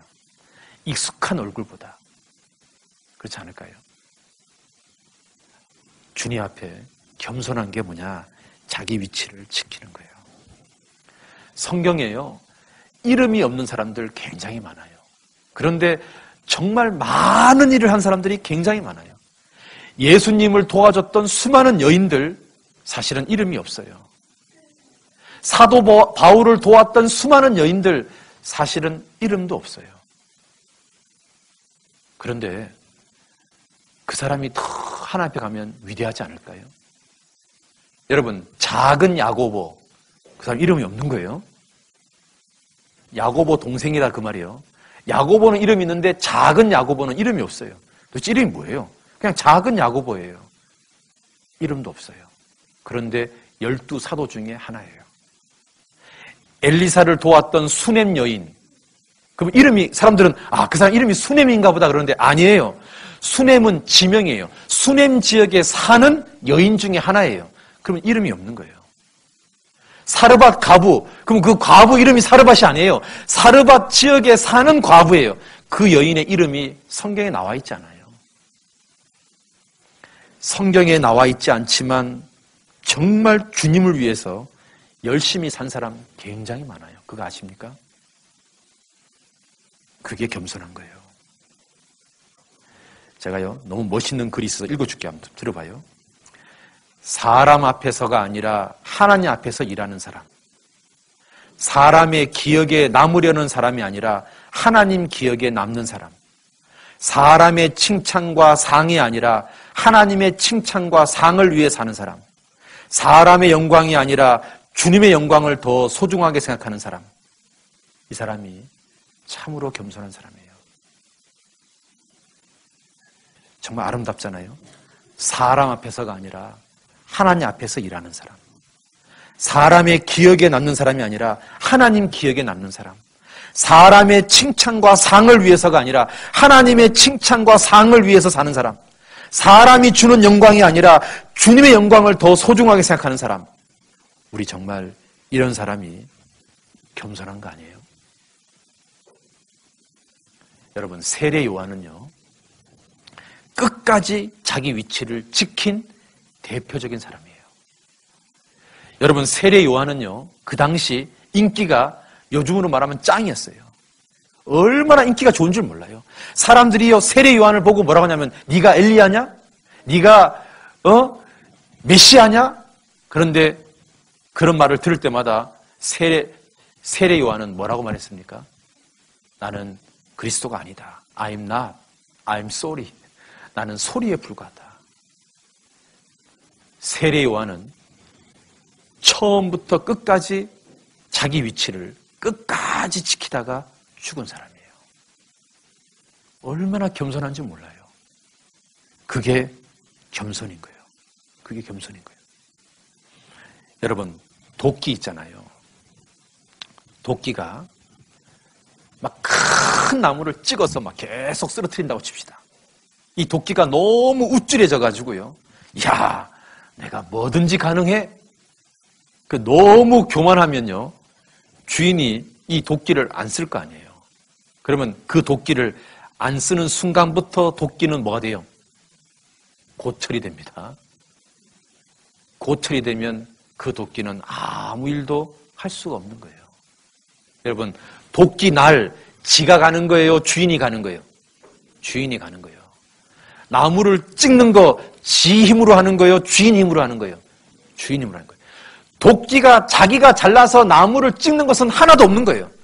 나를 가는 것도 주인이 가는 거고, 나무를 찍을 수 있는 파워도 주인의 손에서 나오는 거지 자기 손에서 나오는 게 아니에요. 우리는 처음부터 끝까지 도끼인 거예요. 그렇죠? 내가 큰 나무를 찍었다고 해서 우쭐댈 필요가 전혀 없다니까요. 그 나무를 찍은 분이 주님이지 내가 아니라는 거예요. 그 나무를 찍을 수 있는 날카로운 나를 주님이 간 거지 내가 간 게 아니라는 거예요. 자기 위치를 지킬 줄 아는 거, 그게 겸손인 거예요. 그 생각을 하고 있다면 그 사람은 끝까지 겸손해질 수 있는 거예요. 그 다음에 겸손은 믿음의 분량만큼 지혜롭게 생각하는 거예요. 로마서 12장.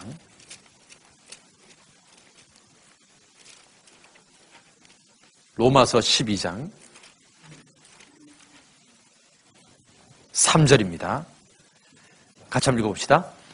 내게 주신 은혜로 말미암아 너희 중 각 사람에게 말하노니 마땅히 생각할 그 이상의 생각을 품지 말고 오직 하나님께서 각 사람에게 나눠주신 믿음의 분량대로 지혜롭게 생각하라. 믿음의 분량만큼 지혜롭게 생각하는 것, 그게 겸손인 거예요.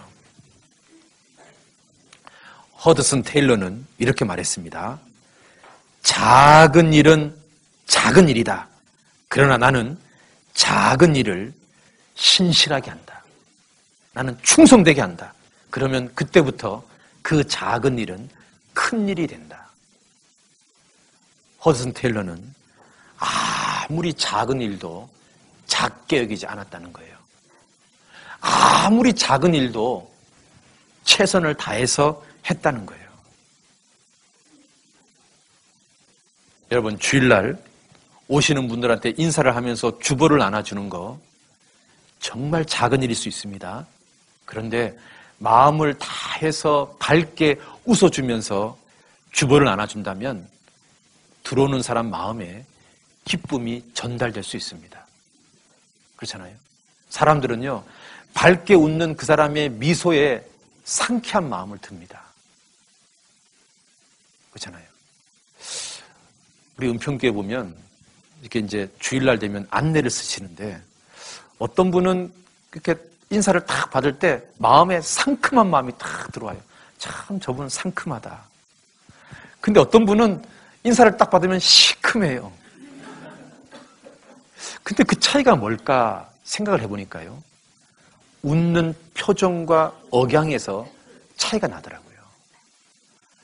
도레미파솔, 이 솔 정도의 음에서 안녕하세요 라고 인사하면서 이렇게 환하게 웃잖아요. 그러면서 주보를 이렇게 나눠주잖아요.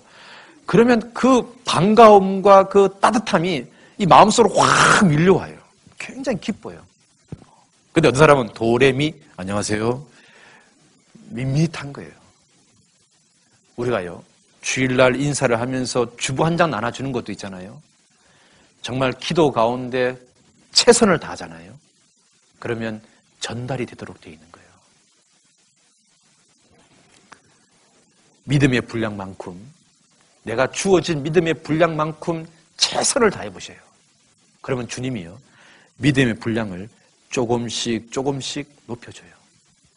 따라해 봅시다. 나는 큰 일을 하지 않는다. 그러나 나는 작은 일을 큰 사랑으로 한다. 그래서 참 멋있는 말이잖아요. 나는 큰 일을 하지 않는다. 그렇지만 나는 작은 일을 큰 사랑으로 한다. 여러분, 교회 안에서 각자 직분이라는 게 있을 겁니다. 근데 그 직분 작다고 생각하지 마세요. 그 직분 나름대로 최선을 다해 보셔요. 여러분, 2달란트 받은 사람이 100% 하면 몇 달란트 남기는 겁니까? 4달란트 남기는 겁니다. 자, 5달란트 받은 사람이 100% 하면 몇 달란트 남기는 겁니까? 10달란트를 남기는 겁니다. 그런데 여러분 잘 보세요. 5달란트 받은 사람이 80% 했습니다. 그러면 8달란트를 남기는 거예요. 2달란트 가진 사람이 100% 했어요. 그러면 4개를 남깁니다. 그러면 양적으로 보면 하나는 8개를 만들었고 하나는 4개를 만들었으니까 누가 큰 일을 한 것처럼 보입니까? 8개를 한 사람이 큰 일을 한 것처럼 보입니다. 그런데 주님은 누구를 더 칭찬하고 누구를 더 기뻐할까요? 예? 4달란트 남긴 사람을 더 기쁘게 본다는 거 아십니까? 주님은 절대적인 양을 보지 않습니다. 주님은 항상 퍼센트지를 보는 거예요. 왜 과부의 2렙돈이 가장 많은 헌금을 했느냐? 퍼센트지가 이 사람은 100%거든요. 그래서 너희 중에 많이 선생되지 마라. 많이 받은 자에게는 많이 달라 할 것이요, 많이 맡은 자에게는 많이 찾을 것이요. 여러분, 봉사회장하고 구역장하고 누가 더 많은 아웃풋을 남겨놔야 될까요?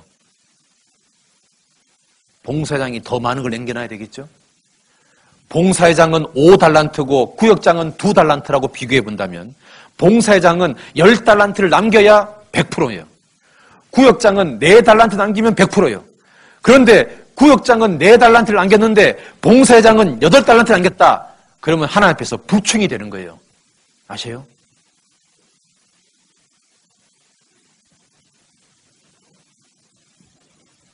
주님 앞에 있잖아요. 작은 일, 큰 일 절대 비교하지 마세요. 작은 일을 할지라도 베스트 하면 돼요. 100% 하면 돼요. 그러면 주님 앞에 최고의 상을 받을 수 있는 거예요. 내가 교회 안에서 정말 작은 직분을 갖고 있다. 비교하지 마세요. 아이고, 나는 부구역장이네, 나는 조총무네. 비교하지 마세요. 내가 부구역장이라 할지라도 봉사회장하고 비교하지 마세요. 내가 조총무를 할지라도 어머니 회장하고 비교하지 마세요. 내가 조총무를 할지라도 그 직분에 베스트를 하면 하나님은 최고의 상을 주시는 거예요. 믿음의 분량만큼 생각하세요.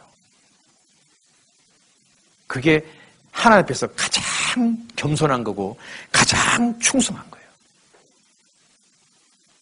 하루는요, 이 장닭 아시죠?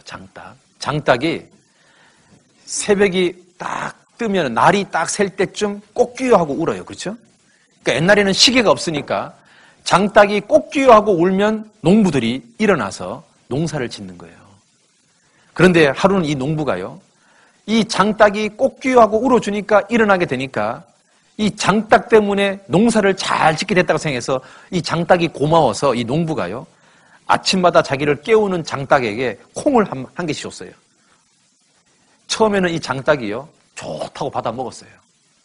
그러다가 가만히 생각하니까 이 장닭이 교만한 마음이 올라온 거예요. 야, 누구 때문에 지금 날이 새냐? 나 때문에 날이 살지. 누구 때문에 저 농부가 일어나냐? 나 때문에 일어나지. 누구 때문에 농사가 잘 되냐? 나 때문에 농사 잘 되지. 누구 때문에 저 집 아들이 대학 갔냐? 나 때문에 대학 갔지. 그런데 나한테 고작 콩 몇 개냐? 나 지금부터 데모한다. 주인한테 그러는 거예요. 나 지금부터 꼭지요 안 할랍니다. 주인이요, 왜 안 하냐? 나 때문에 날이 새고, 나 때문에 당신이 먹고 살고, 나 때문에 당신 아들을 대학 보냈는데 고작 대가가 콩 몇 조각이요? 다음부터는 소고기 스테이크를 주시오. 주인이요, 너무 기가 막혀가지고요, 이 장닭 부리를요 끈으로 확 묶었어요.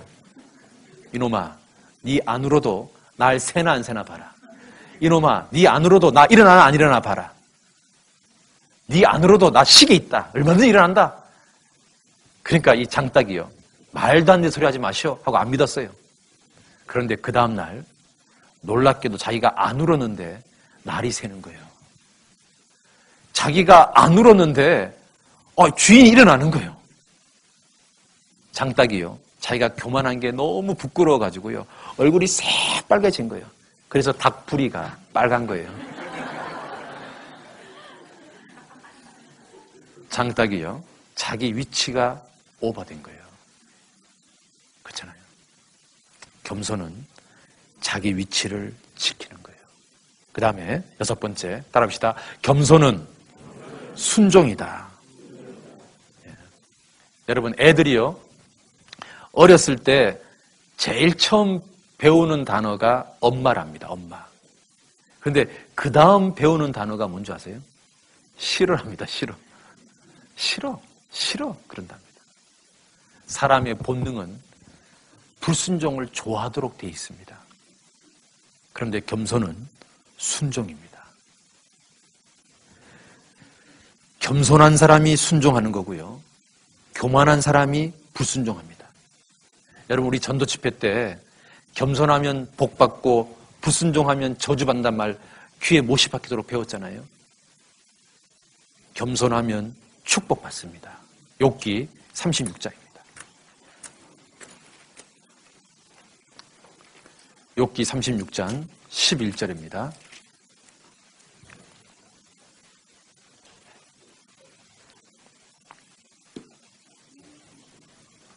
같이 읽읍시다. 만일 그들이 청종하여 섬기면 영통이 나를 보내며 즐거이 해를 지낼 것이요 만일 그들이 청종치 아니하면 칼에 망하며 자식 없이 죽을 것이니라. 겸손은 순종입니다. 순종하는 자에게 상이 있는 겁니다. 여러분 여기 한번 보셔요. 나아만 장군에게 너 요단강에 7번 잠그라 그랬을 때 처음에는 교만한 나아만 장군이 7번 잠그지 않았습니다. 그런데 마음을 고쳐먹고 7번 잠갔습니다. 그러자 문둥병이 싹 나았습니다. 그렇죠? 아브라함은 겸손의 대명사입니다. 아브라함에게 너 네 고향 땅을 떠나서 갈대아 우르를 떠나서 가나안 땅에 가라 갔습니다. 99세가 된 아브라함에게 너 양피를 잘라라. 양피를 잘랐습니다. 100세가 된 아브라함에게 네 아들을 바쳐라. 아들을 바쳤습니다. 아브라함은 평생을 겸손하게 살았습니다. 그런데 아브라함이요 처음부터 작은 것에 겸손하니까요 작은 것에 순종하니까요 하나님이 점점 큰 것을 순종하도록 하게 하는 겁니다. 여러분 이런 거 아세요?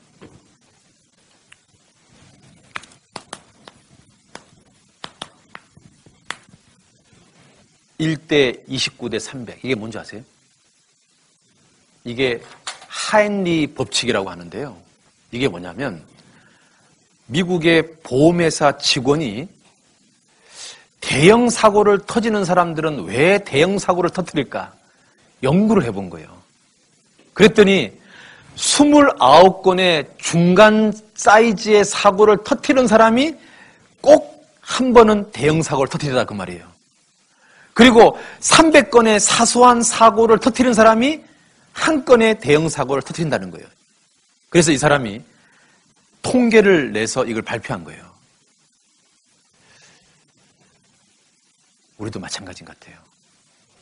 사소한 불순종을 잘하는 사람은 중간 사이즈의 불순종을 하게 되고 중간 사이즈의 불순종을 계속하는 사람은 대형 불순종을 터뜨리는 거예요. 사소한 순종을 잘하는 사람은 중간 사이즈의 순종도 잘하고 중간 사이즈의 순종을 잘하는 사람은 큰 일에도 순종을 할 수 있는 거예요. 여러분, 겸손은 순종인 거예요. 작은 것부터 순종을 배워야만 순종을 배울 수 있는 거예요. 자, 그래서 이제 겸손에 대해서 배웠고요. 이제 세 번째는 큰 제목 세 번째는 어떻게 하면 이 겸손을 배울 수 있을까? 자, 이겁니다. 다니엘서 10장입니다. 다니엘서 10장. 다니엘서 10장 12절입니다.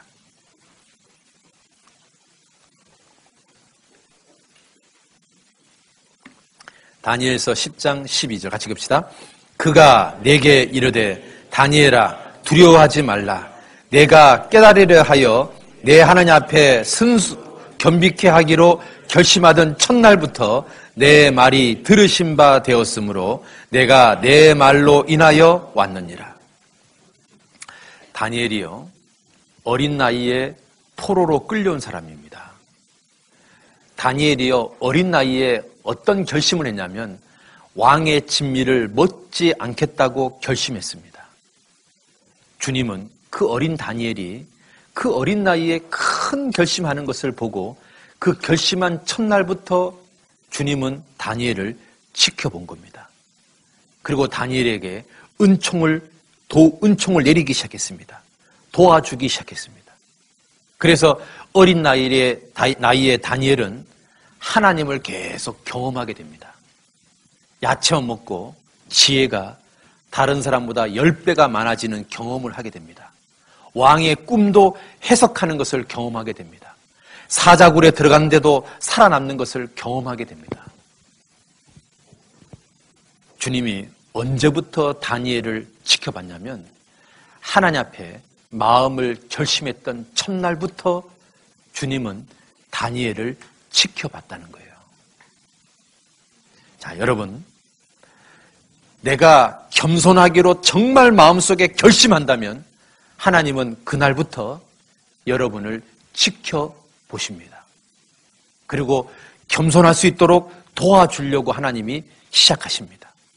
여러분 인생에 은혜와 은총을 내리기 시작할 겁니다. 다니엘에게 은혜를 내리기 시작한 것처럼 우리에게도 똑같이 역사하는 거예요. 다니엘이 결심한 첫날부터 하나님이 도와주기 시작한 것처럼 우리도 겸손하기로 결심한 첫날부터 주님이 내 인생 속에 도와줄 겁니다. 어떻게 하면 겸손해질 수 있습니까? 겸손해지겠다고 결심부터 시작하십시오. 내가 정말로 겸손해지자. 내가 오늘보다는 내일 조금 더 겸손해보자. 내가 한 달 전보다는 한 달 후에 조금 더 겸손해지자. 내가 올해보다는 내년에 조금 더 겸손해지자. 내가 조금씩이라도 겸손해지자라고 결심해 보십시오. 그러면 하나님이 여러분을 겸손할 수 있도록 도와주십니다.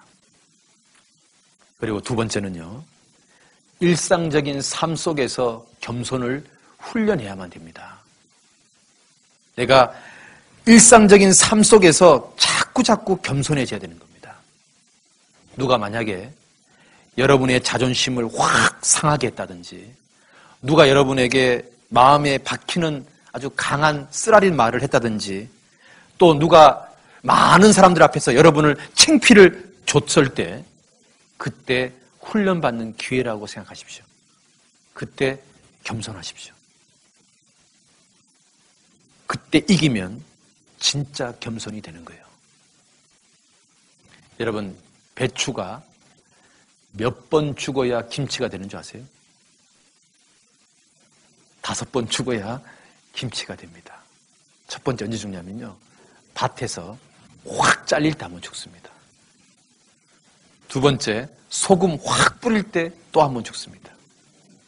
세 번째, 양념을 확 뿌릴 때 또 한 번 죽습니다. 네 번째, 일정 기간 삭힐 때 또 한 번 죽습니다. 마지막으로 입에 들어갈 때 한 번 또 죽습니다. 배추가요, 5번 죽어야 비로소 김치 되는 거 아십니까? 우리가요, 자꾸 죽어야 됩니다. 그래야 더 겸손해질 수 있습니다. 우리가 살면서 있잖아요, 내가 죽는 일을 경험한다면 겸손을 배우는 기회라고 생각하십시오. 누가 내 자존심을 상하게 하고 많은 사람 앞에서 나를 창피를 주면 내가 겸손을 배울 수 있는 기회라고 생각하세요. 그때 참고 겸손하면 그 사람은 한 단계 겸손해질 수 있습니다. 그리고 세 번째는요, 겸손할 수 있도록 기도해야 됩니다. 여러분, 스텔스기는 레이더에 잡히지 않는 비행기입니다. 스텔스기는 적진을 향해서 쫙 가면 레이더에 안 잡혀요. 그런데 우리 레이더에 잡히지 않고 우리 속에 들어오는 죄가 뭔지 아십니까? 교만입니다. 교만은 우리가 인지하지 못한 상태에서 슬며시 교만이 찾아옵니다. 그래서 나도 모르게 교만해질 수 있습니다. 그런데 이 교만을 내가 언제 정확하게 깨닫냐면, 내가 주님 앞에 기도하는 시간을 가질 때 주님이요, 내 교만을 깨닫게 해줍니다. 시편 139편입니다. 시편 139편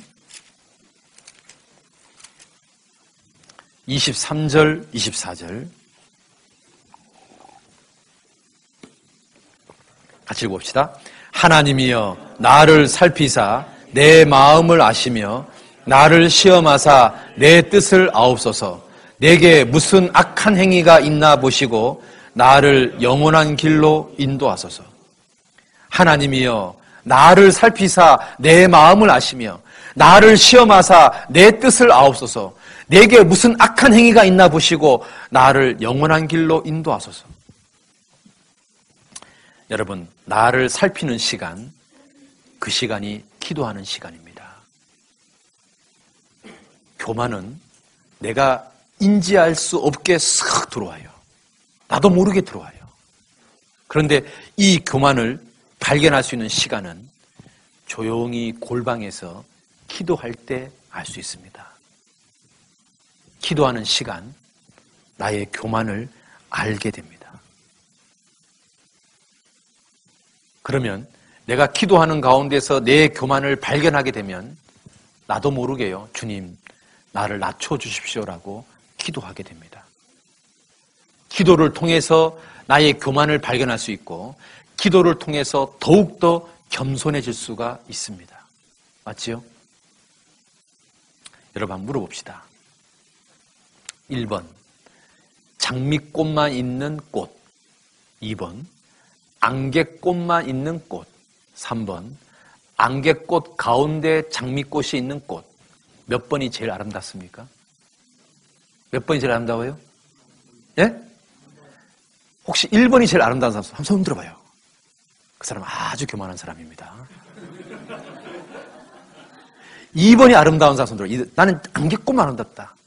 그 사람은 약간 우울 증세가 있는 겁니다. 보통 사람은 어느 게 가장 아름답냐면 안개꽃이 주변에 쫙 꽐리고 가운데 장미꽃이 있는 게 아름답습니다. 그렇죠? 보통 사람들은 장미꽃만 있으면 아름답다고 느끼지 않습니다. 보통 사람들은 안개꽃만 있으면 아름답다고 느끼지 않습니다.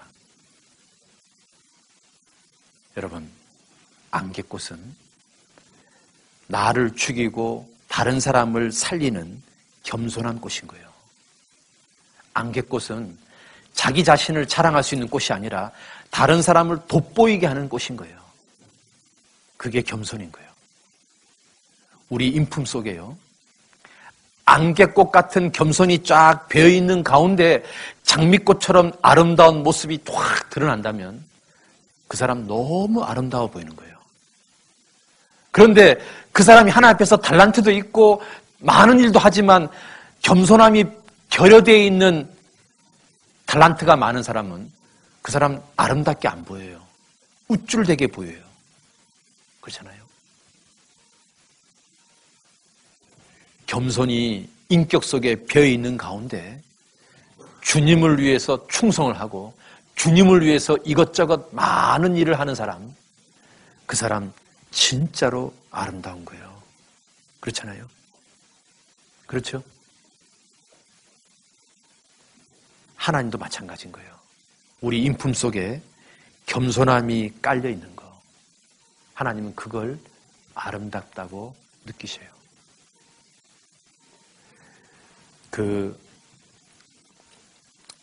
제가요, 비행기를 탔는데 제 옆에 중국 사람이 탔어요.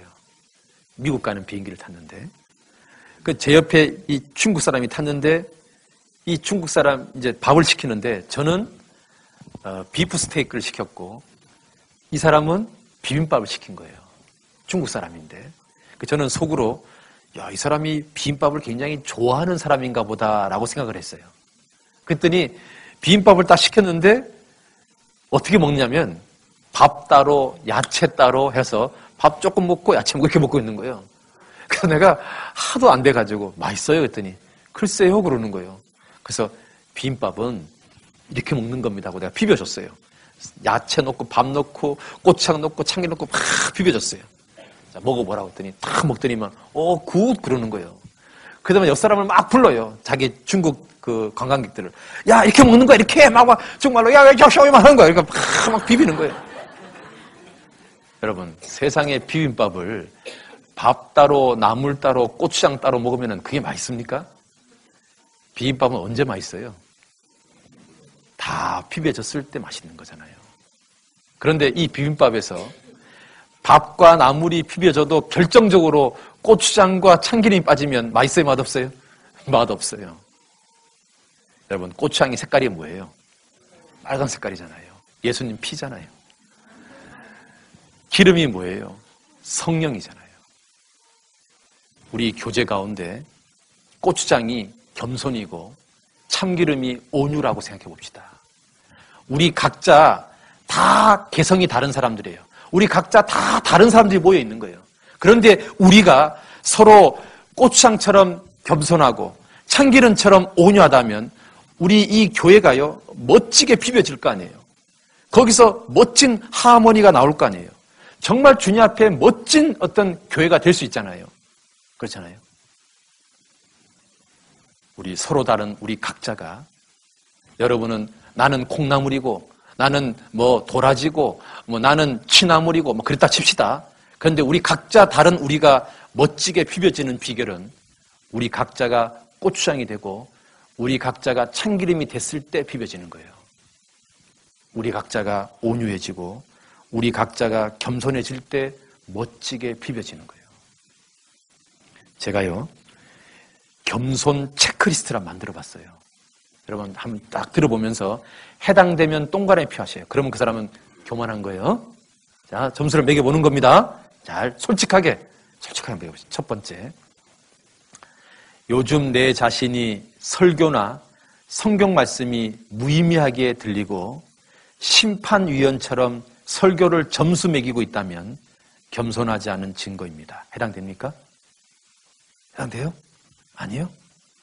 자, 생각해 봅시다. 두 번째, 내 자신이 주님 앞에 두렵고 떨리는 마음이 없고 무덤덤하다면 겸손하지 않은 증거입니다. 어떻습니까?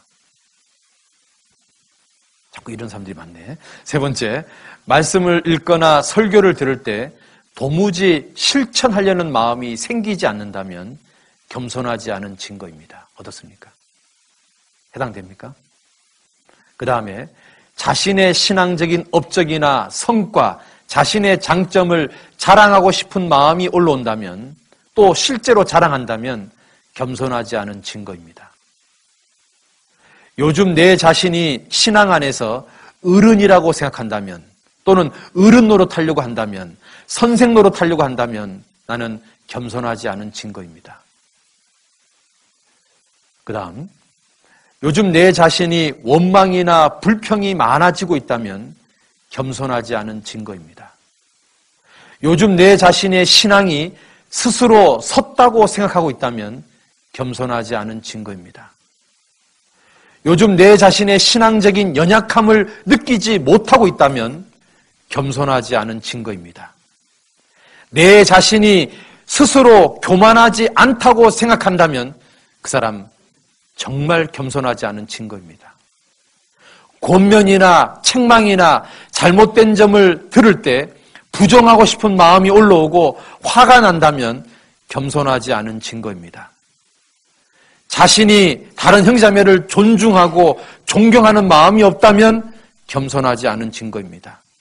현재 직분에 만족하거나 감사하는 마음이 없다면 겸손하지 않은 증거입니다.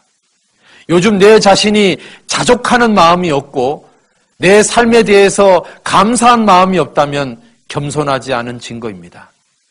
다른 형제자매에 대해서 시기 질투하고 있다면 겸손하지 않은 증거입니다. 다른 형제자매들을 용서해주는 마음이 없다면 겸손하지 않은 증거입니다.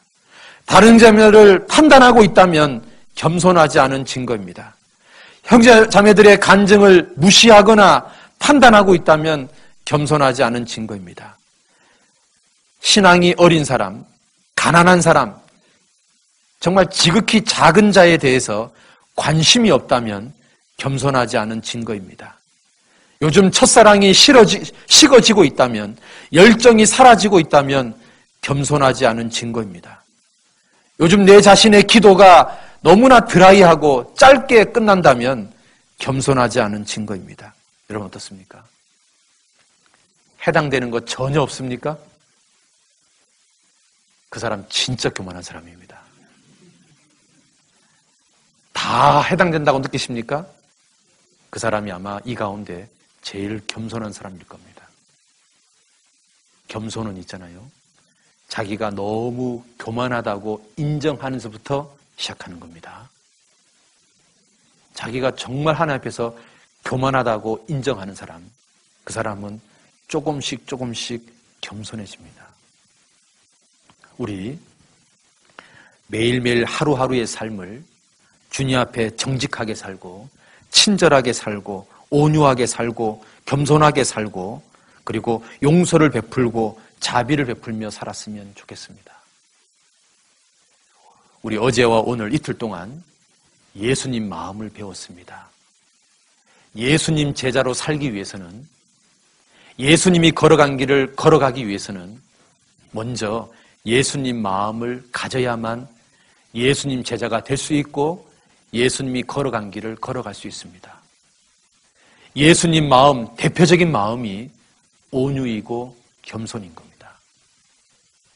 그 마음부터 시작하는 겁니다. 자, 내일부터는 이제 다른 주제로 얘기하렵니다. 예수님 제자로 살기 위해서는 어떻게 살아야 되는가? 이제 다른 주제로 내일 말씀을 계속 이어서 할 겁니다. 자, 오늘 복음성가 하나 듣고 기도하고 마치겠습니다.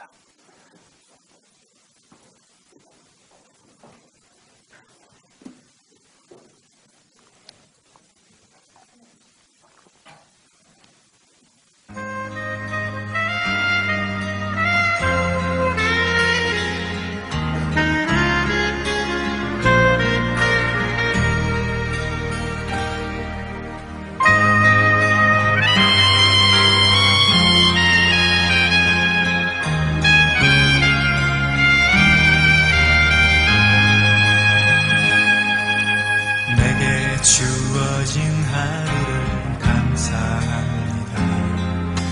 내게 또 하루를 허락하심을, 이 하루도 헛되이 보내지 않으며 살기 원합니다.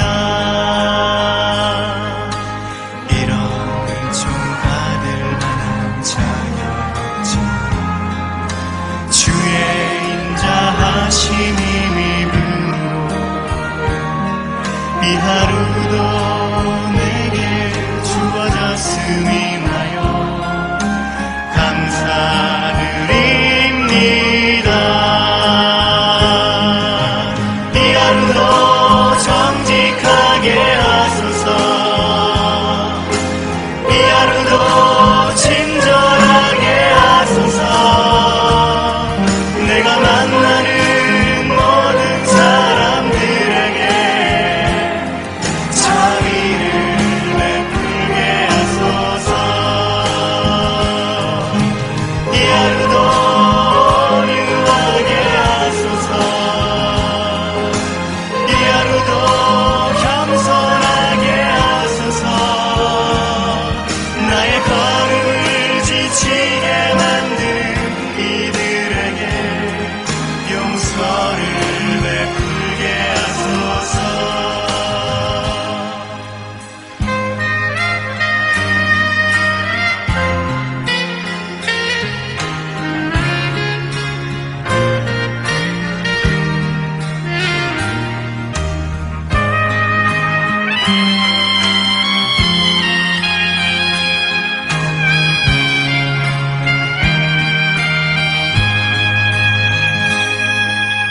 내게 주어진 하루를 감사합니다. 내게 또 하루를 허락하시니 즐거운 일이든 혹 슬픈 일이든 감사드립니다.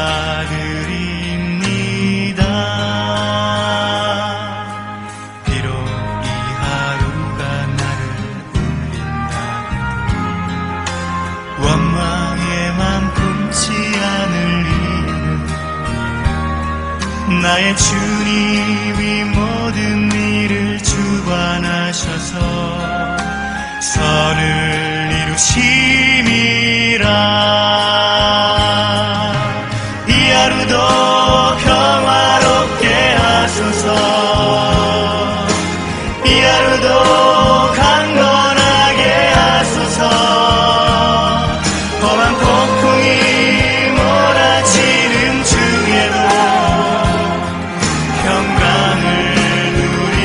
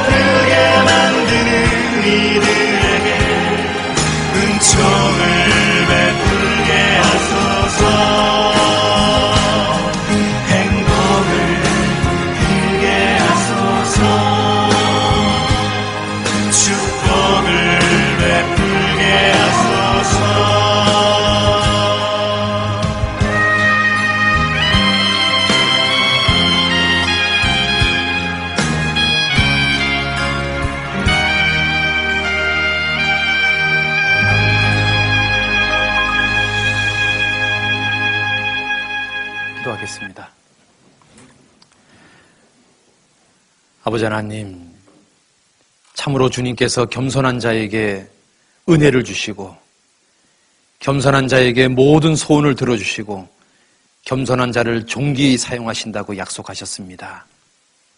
참으로 우리 모두가 주님 앞에 겸손한 자 되기를 원합니다. 그 예수님의 마음, 겸손을 본받기를 소원하고 있습니다. 주님 앞에 겸손한 자가 되게 도와주시옵소서. 날마다 우리의 삶이 더욱더 조금씩 더 겸손해지는 자가 되게 도와주시옵소서. 그래서 정말 주님의 제자답게 남은 생애를 살게 도와주시옵소서. 주님이 걸어간 길을 힘있게 걸어갈 수 있도록 도와주시옵소서. 주님께서 사랑하시는 이 교회, 정말 예수님의 그 마음을 본받아서 온유와 겸손으로 사랑이 넘치게 해주시고 이뤄진 영혼들을 건지는 일에 귀하게 쓰임받는 교회가 되게 해주셔서 참으로 부흥하는 교회가 되게 도와주시옵소서. 예수님 이름으로 기도드렸습니다. 아멘.